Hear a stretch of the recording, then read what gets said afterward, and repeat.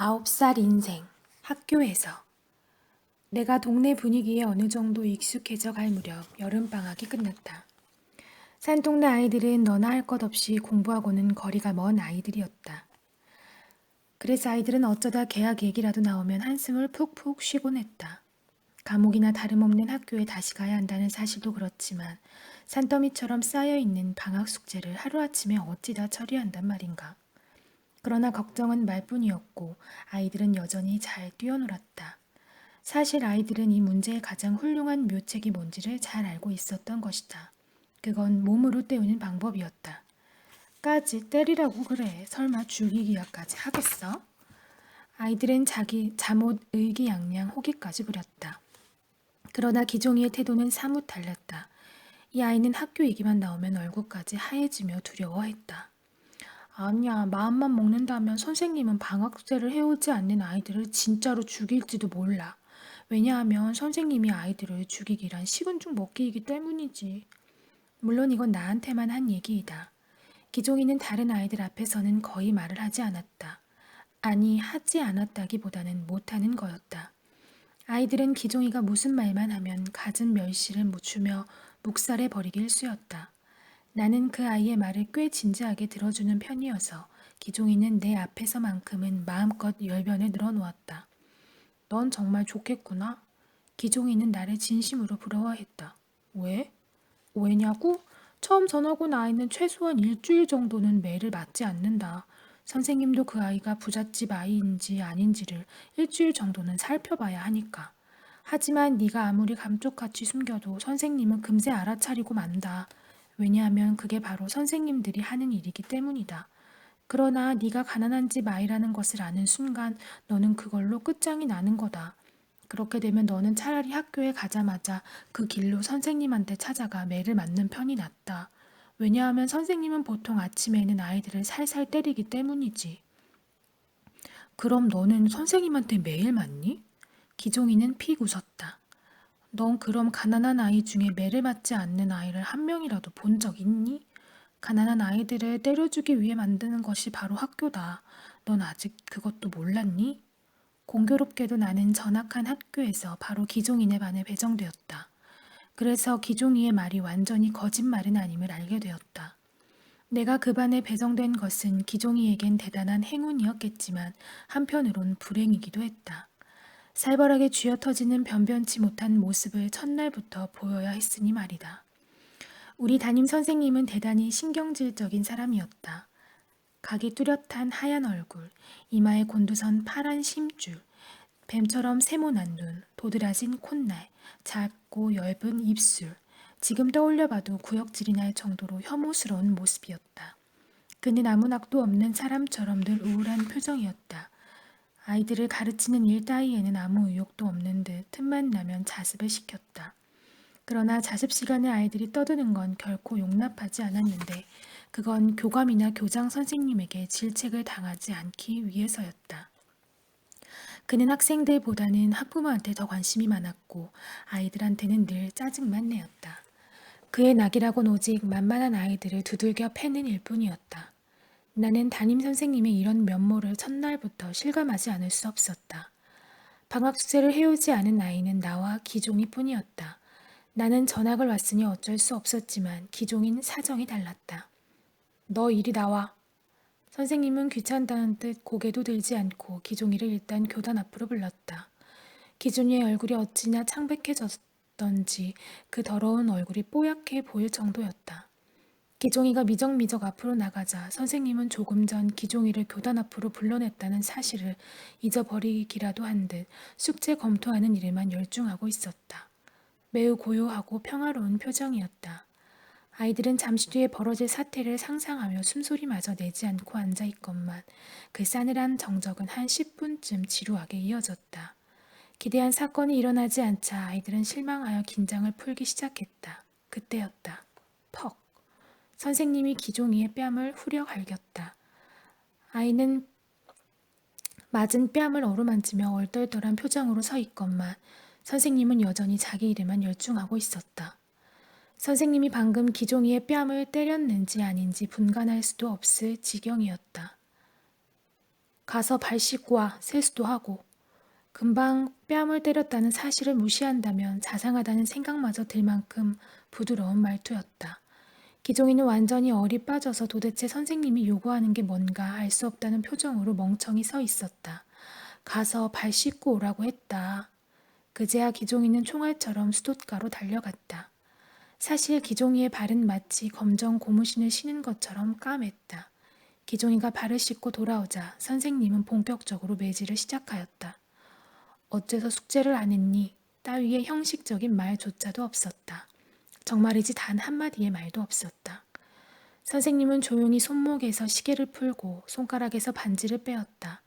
그러고는 주먹으로 아이의 뺨과 머리를 마구 후려 갈겼다. 조용한 교실에는 퍽퍽 하는 소리만 울려 퍼졌다. 매질은 기종이가 바닥에 쓰러질 때까지 계속되었다. 그건 초등학교 3학년짜리 아이에겐 잔인한 매질이었다. 한바탕 매타작이 끝나자 선생님은 그제야 입을 열었다. 네 자리로 들어가. 이게 전부였다. 선생님은 태연하게 다시 숙제검사에 열중했다. 마치 무슨 일을 하다가 성가시게 구는 파리 한 마리 탁 때려잡고 하던 일을 계속하는 시기였다. 사실 그 점에서는 기종이도 마찬가지였다. 녀석은 눈물 한 방울 내비치지 않은 채 제자리로 돌아와 단정히 앉아 있었는데 손바닥 자국으로 시뻘개진 뺨만 아니었다면 방금 얻어 터지고 돌아온 아이라곤 도무지 믿기지 않을 지경이었다. 학교에서 우리 동네까지 오는 지름길은 숲속으로 나 있었다. 숲을 가로지르지 않고 큰 길을 이용하면 한 바퀴 빙 둘러가게 되는 셈이었다. 개울과 오솔길을 따라 걷는 이 숲속 지름길로 통학을 하게 된 건 매우 신나는 일이었다. 산동네에 사는 아이는 나와 기종이뿐이었으므로 우리는 함께 숲속길을 걷게 되었다. 선생님은 아이들을 때릴 때 늘 저런 식으로 때리니? 한마디 말도 안 해?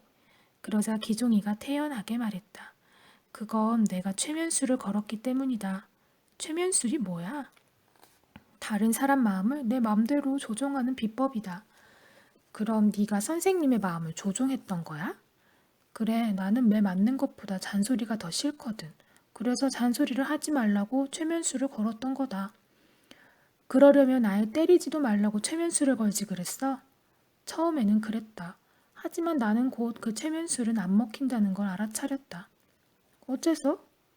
왜냐하면 선생님이란 아이들을 때려야만 월급을 받기 때문이다. 월급은 내 최면술보다 세다. 왜냐하면 월급을 못 받으면 사람들이 굶어 죽기 때문이다. 하지만 최면술 때문에 사람이 굶어 죽는 일은 없다. 그러므로 월급은 최면술보다 센 거다. 기종이는 늘 논리정연하게 설명하려 들었지만 하나같이 터무니없는 소리뿐이었다. 그 아이의 입은 오직 거짓말을 하기 위해 달려있는 거나 마찬가지였다. 그러나 나름대로 꽤 궁리한 기발한 말들도 많았다. 저런 머리로 방학 숙제나 좀 하지. 나는 기종이가 딱해 보였지만 대놓고 말하지는 않았다. 나는 얼마 뒤 담임선생님의 별명을 월급 기계라고 지어주었다. 기종이 말 맞다나 그는 오직 월급을 받으려고 째깍째깍 움직이는 기계에 지나지 않았으므로. 새로 전학 온 교실에서 나는 장우림이라는 여자아이 곁에 앉게 되었다. 깔끔한 얼굴에 말쑥한 옷차림의 아이였다. 생전 햇빛 아래 나와 놀아본 적 없는지 살갗이 새하얗다 못해 창백한 느낌마저 주었다. 새까만 내가 곁에 앉으니 우리는 완전히 흑백 바둑알이 나란히 놓여있는 꼴이었다. 장우림은 첫날 내게 한마디 말도 건네지 않았다. 처음에는 어색해서 그러나 보다 여겼지만 침묵은 꽤 오래갔다. 다음 날도 그 다음 날도 한마디 하지 않았다. 나도 대수롭지 않게 여겨 별로 신경을 쓰지 않았다. 나는 지우개 좀 빌리자 하고 말을 건네보았다. 물론 거절은 하지 않았다. 그런데 지우개를 빌려주는 태도가 몹시 거슬렸다. 나를 쳐다보지도 않은 채 엄지와 집게 손가락만 써서 마치 솔방울을 떨구듯 톡 떨어뜨려 주는 것이었다. 애써 꾸민 티가 역력한 동작이었다. 그 아이는 그것이 대단히 우아한 동작이라 믿고 있는 듯했다. 하지만 내 쪽에서 보자면 거지가 내민 깡통에 동전을 툭 떨어뜨리는 동작처럼 느껴져 기분이 나빴다. 나는 불쾌한 기분에 일부러 지우개를 박박 눌러 쓰고는 돌려주었다. 장우림은 깜짝 놀라는 표정이었지만 말은 않고 이내 뾰로통해져 버렸다. 이 일로 우리의 냉전 상태는 더욱 지연되었다. 나 또한 굳이 그 애한테 말을 걸 필요를 느끼지 못했던지라 그러거나 말거나 상관도 하지 않았다. 사실 여자아이 따위한테는 흥미도 없었던 것이다. 나는 짝꿍보다는 오히려 다른 친구들과 더 빨리 친해졌다. 나는 얌전한 편은 결코 아니었다. 휴식 시간 10분일지라도 운동장에 나가 말타기라도 한 차례 하고 와야 직성이 풀렸다. 그래서 내 주변에는 이내 친구들이 웅성웅성 모였다. 하지만 내 짝꿍은 그렇지 못했다. 장우림은 친구라고는 없었다. 휴식 시간이나 점심 시간에도 늘 혼자였다. 그럼에도 불구하고 결코 남에게 먼저 말을 거는 법은 없었다. 남들이 먼저 말을 걸어도 흥미없다는 태도로 대꾸했다. 나중에 안 일이지만 그 아이는 학급 친구들한테 인심을 잃고 있었다. 그건 건방지다는 이유 때문이었다. 지가 무슨 공주 마마라도 되는 줄 아나 보지? 여자아이들은 우리미를 이렇게 비꼬곤 했다. 나는 다른 친구들한테 따돌림을 받으며 늘 혼자 지내고 있는 우리미가 어쩐지 불쌍하고 가엾게 느껴졌다. 하지만 그 아이는 스스로 외롭다고 생각하지는 않는 모양이었다. 그래서 그 아이는 좀처럼 내게 말을 건네려 들지 않았다. 한 번은 이런 일이 있었다. 점심시간에 교실 뒤편에서 아이들과 놀고 있는데 카랑카랑한 우리미의 목소리가 들렸다. 그 아이가 그렇게 소리를 지르는 건 매우 드문 일이었다. 어서 이리 줘! 내가 돌아보니 우리미가 발을 동동 구르며 악을 쓰고 있었다. 보고 돌려준다는데 왜 그래? 사내 녀석 하나가 작은 물건 하나를 들어 올리고 우리미의 손길을 요리조리 피하고 있었다. 뭔가 물건을 빼앗은 모양이었다. 우리미는 금세 울음을 터뜨릴 듯 새파랗게 질려 안절부절 못했다. 나는 단숨에 달려갔다. 사내 녀석에게 말했다. 돌려줘. 녀석은 내가 싸움을 잘한다는 사실을 알고 있었지만 장난을 쉽게 포기하려 하지 않았다. 네가 왜 참견이야? 내 짝이야. 네 짝이면 이 거울이 네 것이란 말이니? 약탈한 물건은 작은 손거울이었다. 아무튼 내 짝을 괴롭히지 마. 웃기네. 자식이. 녀석의 목살을 틀어쥐는 걸로 싸움은 간단히 끝났다.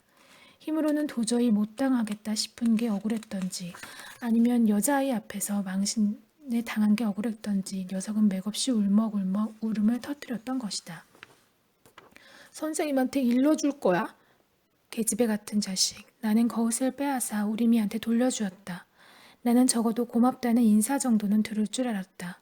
그러나 거울을 냉큼 빼앗아든 그 아이의 입에서 뜻밖의 말이 튀어나왔다. 야만인들. 이 사건이 있은 다음부터 우리미는 내게 관심을 기울이기 시작했다. 그런데 이 아이가 관심을 기울이는 방법은 좀 특이했다. 얘, 이 연필 좀 깎아줘. 그 아이가 먼저 건넨 최초의 말은 이랬다. 깎아줄래? 하는 부탁이 아니라 완전히 명령투였다.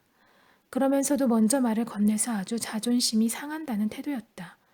나는 기분이 좀 나빴지만 순순히 연필을 깎아주었다. 모처럼 건넨 말을 묵살하고 싶지는 않았기 때문이었다. 내가 연필을 깎아 건네주자 우리미는 검사라도 하듯 연필을 요리조리 돌려가며 들여다보았다. 좋아, 너 연필을 제법 잘 깎는구나. 난 연필을 깎는 버릇이 안 되어나서. 해보면 별로 어렵지도 않아. 내가 가르쳐 줄게. 그럴 필요는 없어. 왜냐하면 우리 집엔 일제 연필 깎기가 있거든. 연필 깎기가 뭐야? 연필을 깎는 기계 말이야. 넌 연필 깎기를 한 번도 본 일이 없니? 없어. 그럴 테지. 연필 깎기는 누구나 가지고 있는 게 아니니까. 우리 미는 픽 웃었다. 나는 그 말에 기분이 잡치고 말았다. 나는 좀 화가 나서 말했다. 하지만 난 연필 깎기 따위는 필요 없어. 왜냐하면 나는 칼로도 연필을 잘 깎을 수 있으니까. 그래? 우리 미는 다시 셀쭉해지고 말았다. 그 아이가 얼마나 허영심이 많은 아이인지 미리 알았더라면 나는 그런 식으로 말하지는 않았을 것이다. 하지만 그때까지만 해도 우리 미는 내게 보통 계집 아이들과 하등 다를 바 없는 존재였고 그래서 그 아이의 허영심을 맞춰줄 정도로 나는 관대할 수 없었던 것이다.